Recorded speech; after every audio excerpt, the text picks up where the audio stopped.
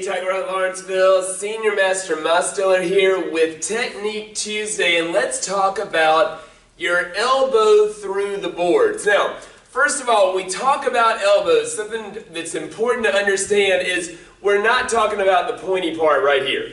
We're talking about basically your entire forearm this way. Now, I used to love breaking boards using the elbow going in this direction, nice and horizontal, with somebody having that held up for me or having it up on a Wavemaster. That was always great. But the downward is a little bit tricky. Now, there's a couple of options on the downward, and let's talk about both of those. So, first of all, a lot of people just like to get in a really long stance.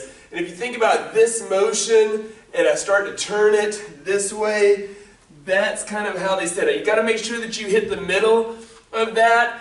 A lot of times people will grab their other arm to brace that as well. And I'm getting above it. I want to get as horizontal, so as vertical, as I can, and get that long stance and just swing straight through. So from here through. Now, I'll go ahead and tell you personally, when it comes to breaking downward, that's not my favorite method on the elbow. The long stance to me is a little awkward, and it requires a little more of the actual upper body strength versus using your entire body, in my opinion. So with that in mind, I like to get kind of the same stance but not super long, just a shortened stance, get above it, and I like to swing through as I literally drop down to my back knee. So my back knee is going to come down to the ground.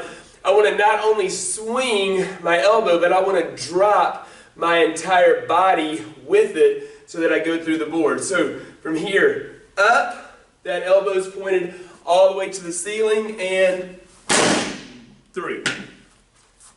And that are those two things are your options for your elbow break downward. Catch you soon on the mats.